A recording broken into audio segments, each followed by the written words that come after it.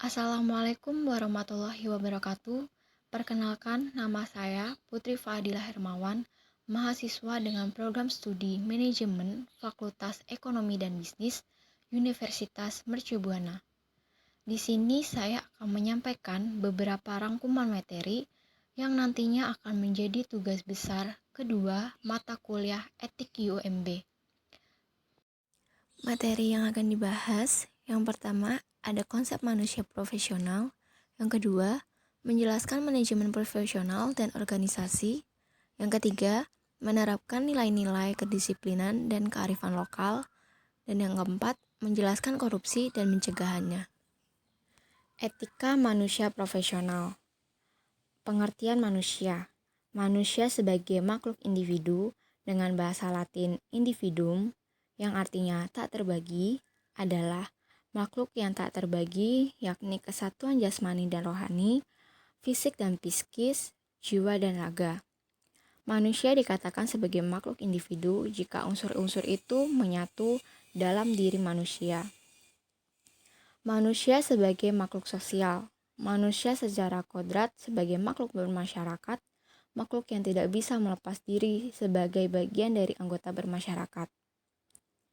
Pada diri manusia ada dorongan dan kebutuhan untuk berhubungan atau berinteraksi dengan orang lain.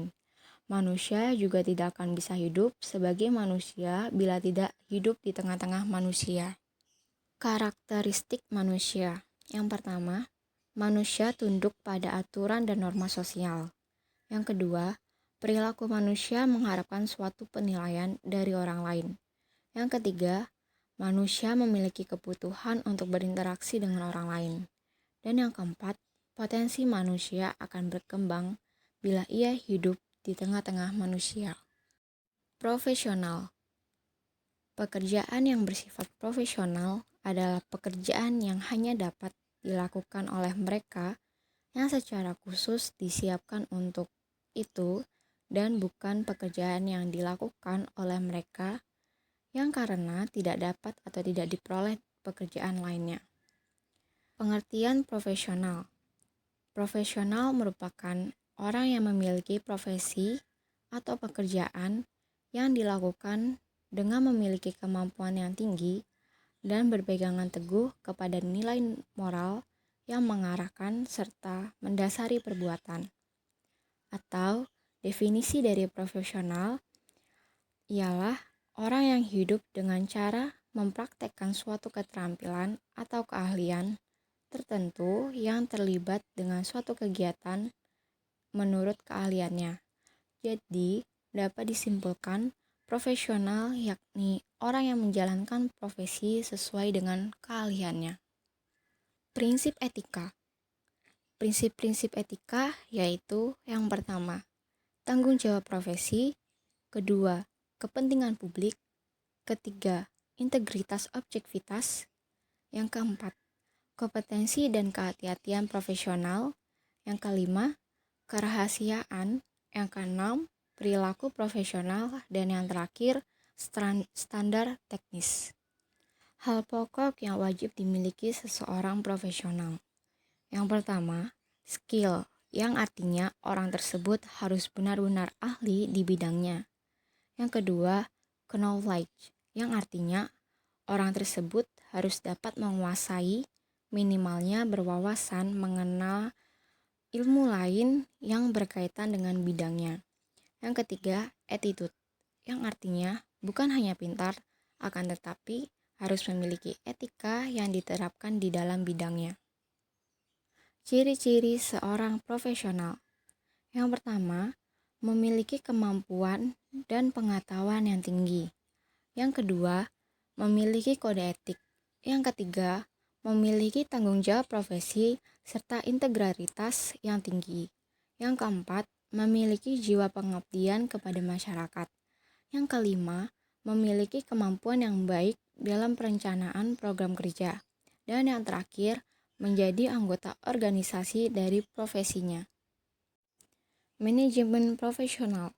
Manajemen profesional dapat berarti suatu aktivitas terorganisasi untuk menghimpun, mengarahkan, dan mengendalikan seluruh komponen termasuk sumber daya manusia, perangkat, dan sistem yang ada agar dapat bergerak untuk mencapai hasil maksimal.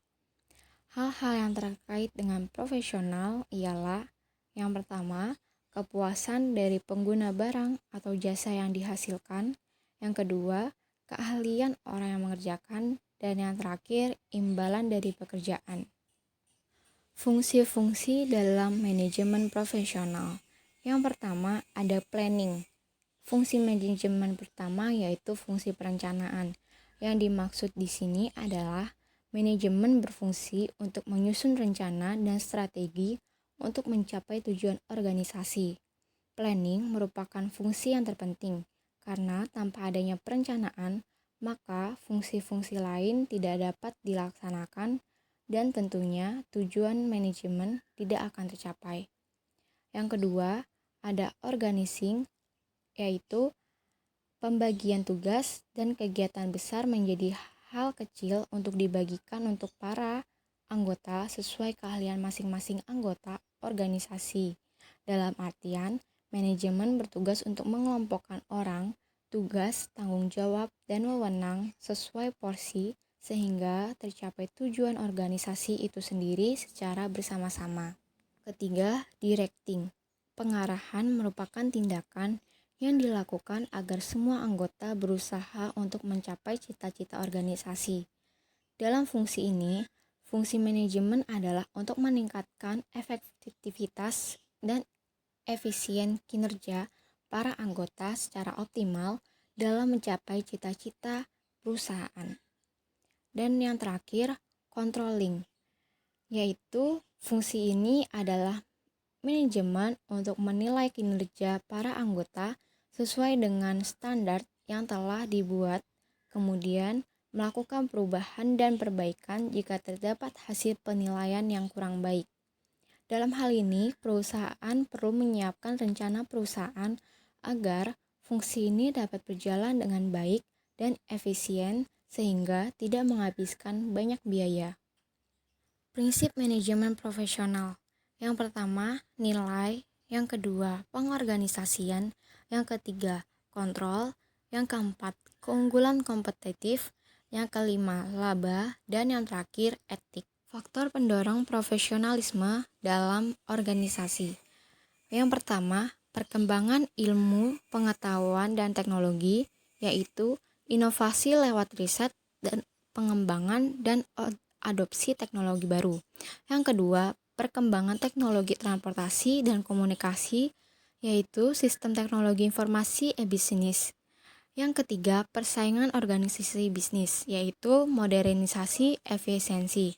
Yang keempat, persaingan pasar kerja, yaitu peningkatan kecerdasan intelektual, emosional, dan spiritual para karyawan.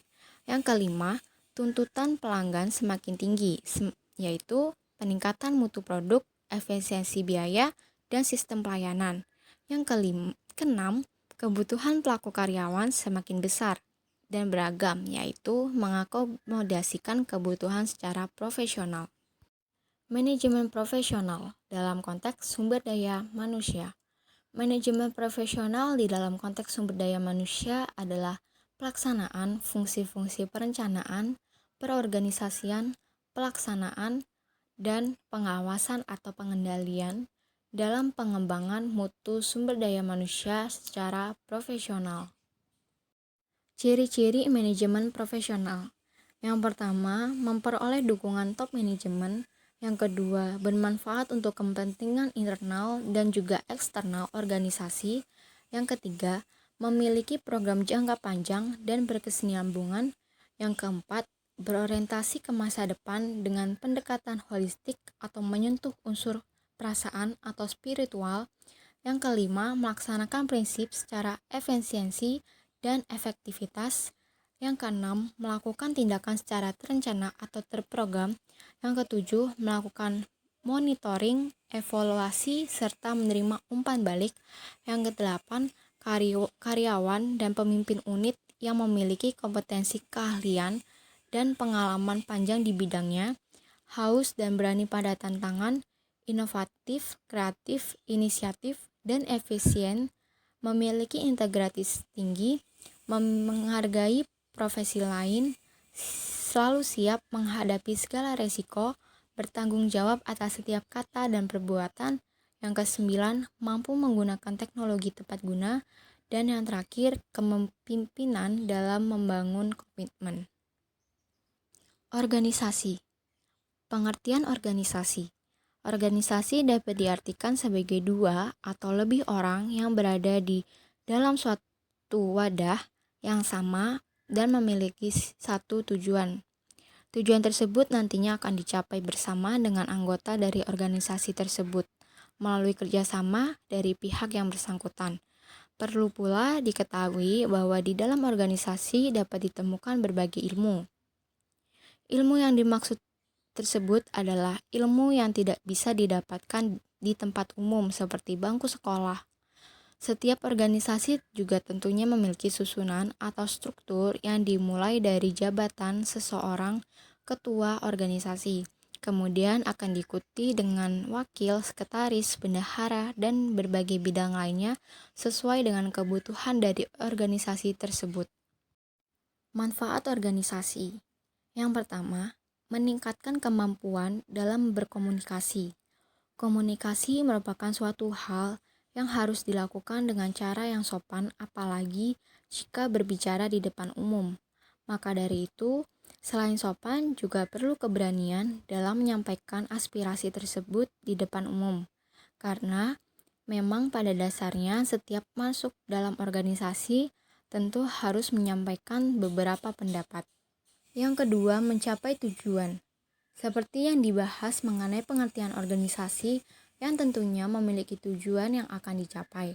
Sehingga manfaat dari organisasi tersebut adalah untuk mencapai tujuan dengan mudah dan bersama dengan para anggota.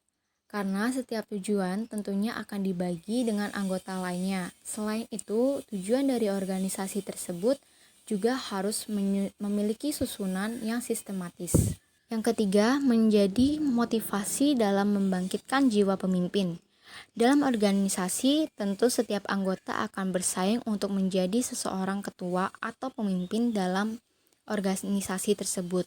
Maka dari itu, organisasi bisa memberikan manfaat dalam membangkitkan jiwa pemimpin. Namun, untuk menjadi pemimpin dalam sebuah organisasi harus mementingkan masalah organisasi dibandingkan dengan masalah individu. Yang keempat, mampu memecahkan masalah yang ada. Masalah dalam setiap organisasi memang biasanya terjadi dalam waktu yang tidak ditentukan. Baik masalah tersebut bersifat kecil maupun besar yang disebabkan dari beberapa hal, seperti disebabkan karena memiliki perbedaan pendapat. Maka dari itu, permasalahan yang timbul tersebut harus diselesaikan dengan menunjukkan sikap yang lebih kompleks dan majemuk. Yang kelima, memperluas wawasan yang dimiliki. Wawasan merupakan sebuah pengetahuan yang didapat dari mana saja dan kapanpun. Salah satunya dengan masuk dalam sebuah organisasi untuk memperluas wawasan tersebut, di mana wawasan ini didapat dengan mengikuti seminar, diskusi, dan agenda lain yang ada di dalam organisasi, sehingga hal tersebut bisa memberikan pengetahuan baru untuk memperluas wawasan. Yang keenam, memperluas pergaulan dan mengatur waktu. Dalam organisasi memang terbagi dari beberapa orang yang berasal dari berbagai kalangan yang berbeda, sehingga hal tersebut menyebabkan setiap anggota organisasi bisa meluas pergaulan yang ada. Selain itu, bisa juga melatih kedisiplinan dan mengatur waktu yang dimiliki karena memang kegiatan yang dimiliki bukan hanya organisasi saja, tetapi memiliki aktivitas lain. Yang ketujuh, memiliki rasa tanggung jawab yang tinggi.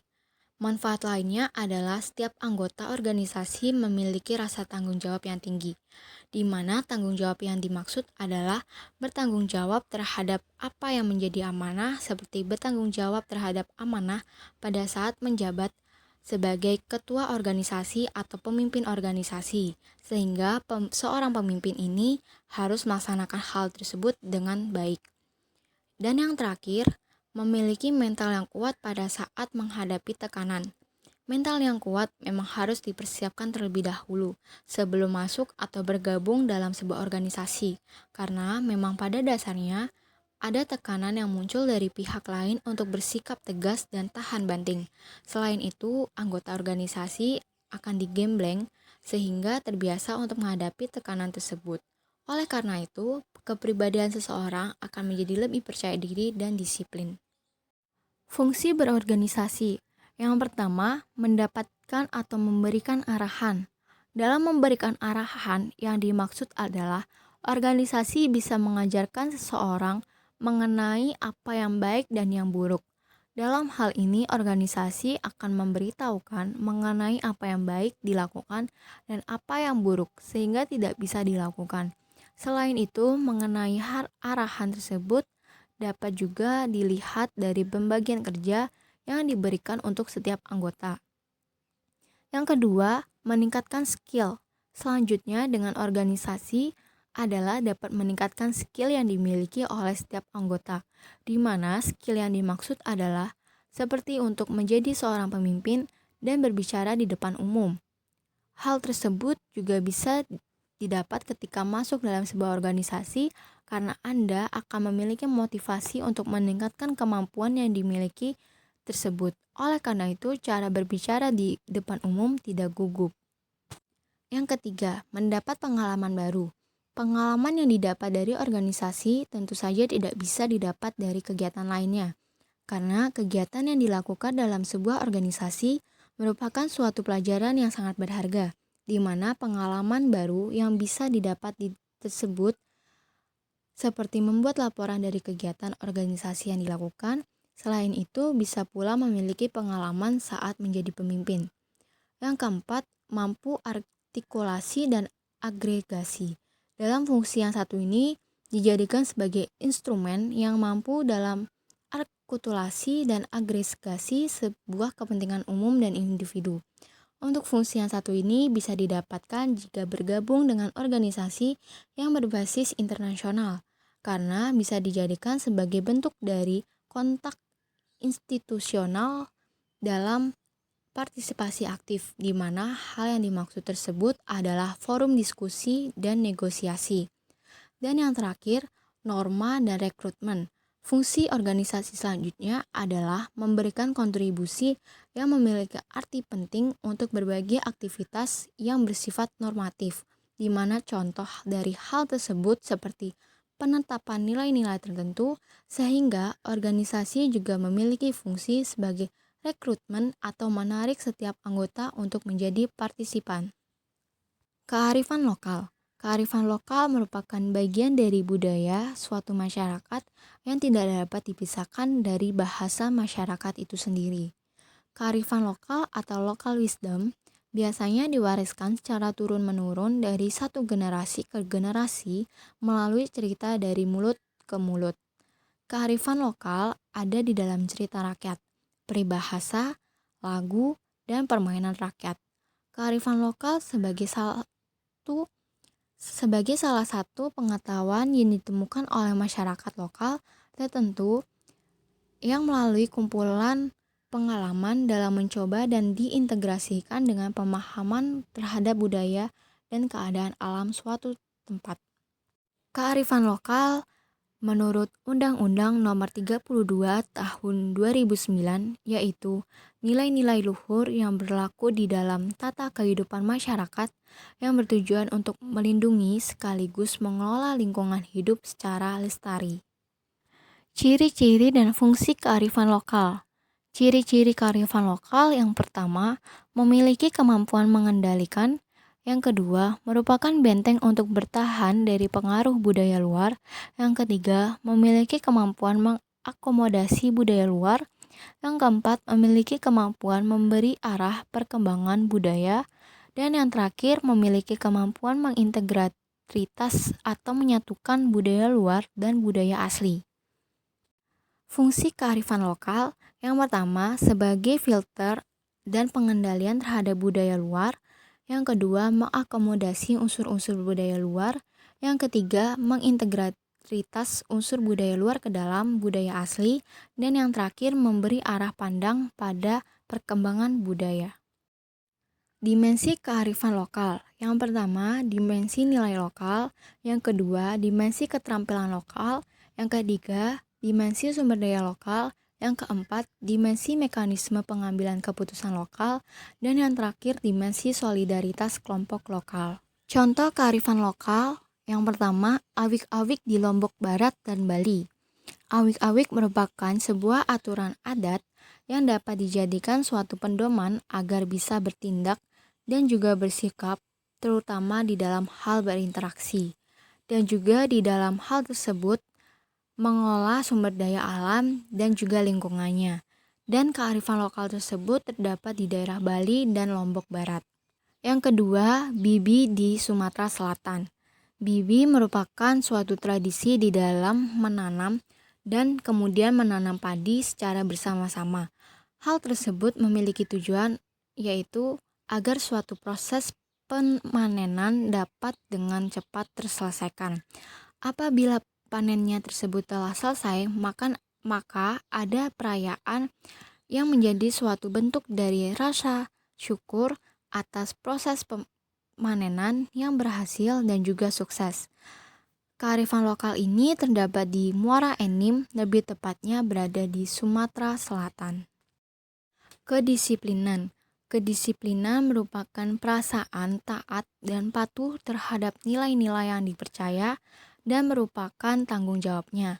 Pendisiplinan adalah usaha-usaha untuk menanamkan nilai ataupun pemaksaan agar subjek orang memiliki kemampuan untuk menaati sebuah peraturan. Disiplin adalah suatu kemampuan seseorang mengendalikan perilaku yang berasal dari dalam diri seseorang sesuai dengan hal-hal yang telah diatur dari luar atau norma yang sudah ada. Secara psikologis, disiplin merupakan perilaku seseorang yang muncul dan mampu menyesuaikan diri dengan aturan yang telah ditetapkan. Menurut James Driver. Tujuan disiplin. Yang pertama, untuk menaklukkan kuasa kemampuan di dalam diri. Yang kedua, agar seseorang dapat menjadi pemerintah atas diri sendiri. Yang ketiga, untuk memperbaiki berbagai kebiasaan seseorang. Yang keempat, untuk mengajarkan saling menghormati. Yang kelima, ketaatan atas dasar prinsip bukan pemaksaan. Yang keenam, untuk mencapai atau menciptakan dan mengembangkan suatu keteraturan dalam berbagai tindakan manusia, dan yang terakhir untuk memberikan sasaran tertentu yang ingin dicapai. Manfaat disiplin yang pertama, menumbuhkan kepekaan, kedua, menumbuhkan kepedulian, yang ketiga, mengajarkan keteraturan, yang keempat, menumbuhkan ketenangan, yang kelima, menumbuhkan rasa percaya diri, yang keenam, menumbuhkan kemandirian, yang ketujuh, membantu perkembangan otak, dan yang terakhir, menumbuhkan setiap sikap patuh. Korupsi. Pengertian korupsi. Korupsi atau rasuah dengan bahasa Latin corruption dari kata kerja corrumper yang bermakna busuk, rusak, menggoyahkan, memutarbalik, dan menyogok adalah tindakan pejabat publik, baik politisi maupun pegawai negeri, serta pihak lain yang terlibat dalam tindakan itu yang secara tidak wajar dan tidak legal menyalahgunakan kepercayaan publik yang dikuasai atau dikuasakan kepada mereka untuk mendapatkan keuntungan sepihak. Dalam Undang-Undang Nomor 31 Tahun 1999, pengertian korupsi yaitu setiap orang dengan sengaja secara melawan hukum untuk melakukan perbuatan dengan tujuan memperkaya diri atau orang lain atau suatu korporasi yang mengakibatkan kerugian keuangan negara atau perekonomian negara. Dalam paparan di atas dapat disimpulkan bahwa pengertian korupsi adalah perbuatan yang buruk seperti penggelapan uang, penerimaan uang sogok, dan lainnya sebagian untuk memperkaya diri atau orang lain atau korporasi yang mengakibatkan kerugian keuangan pada negara. Ciri-ciri korupsi. Yang pertama, selalu melibatkan lebih dari satu orang. Inilah yang membedakan antara korupsi dengan pencurian atau penggelapan. Yang kedua, pada umumnya bersifat rahasia, tertutup, terutama motif yang melatar belakangi perbuatan korupsi tersebut. Yang ketiga, melibatkan elemen kewajiban dan keuntungan timbal balik. Kewajiban dan keuntungan tersebut tidaklah selalu berbentuk uang. Yang keempat, berusaha untuk melindungi di balik pembenaran hukum. Yang kelima, mereka yang terlibat korupsi ialah mereka yang memiliki kekuasaan atau wewenang serta mempengaruhi keputusan-keputusan tersebut. 6. Pada setiap tindakan mengandung penipuan, biasanya pada badan publik atau pada masyarakat umum. Yang terakhir, pada setiap tindakan mengandung penipuan, biasanya pada badan publik atau pada masyarakat umum. Cara pencegahan korupsi. Yang pertama, mereformasi administrasi publik dan manajemen keuangan. Yang kedua, mengenali jenis korupsi. Yang ketiga, memaksimalkan kekuatan masyarakat. Yang keempat, menggunakan jalur komunikasi alternatif. Yang kelima, memanfaatkan teknologi. Dan yang keenam, memberikan kontribusi. Yang ketujuh, menutup celah internasional. Yang kedelapan, menetapkan standar. Dan yang terakhir, menetapkan langkah yang tepat. Sekian dari pemaparan materi. Kurang lebihnya mohon maaf. Wassalamualaikum warahmatullahi wabarakatuh. Terima kasih.